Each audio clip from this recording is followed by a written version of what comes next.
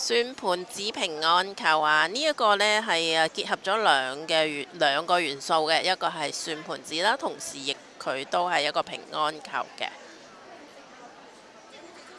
佢殼相當厚啊，有客人都會叫呢啲做水泡啊咁樣啦。但係我呢個呢，我覺得似呢個算盤子呢，就更加之合適嘅。我覺得佢嗰個叫法。咁佢就算盤子就象徵住精打細算啦，財源廣進，咁啊理財有道嘅。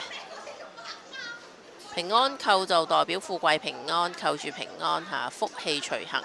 咁啊，其實佢主要係突出佢嗰個圓潤飽滿嘅造型，就係呢一個作品嘅重點啊！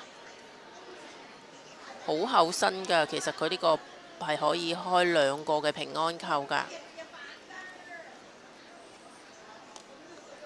嚟睇佢個直徑係24啦，厚度係12.7嘅。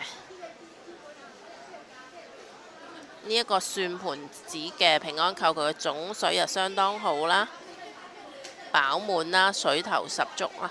咁佢嘅編號呢，就係829號嘅價錢呢，就係1380蚊嘅。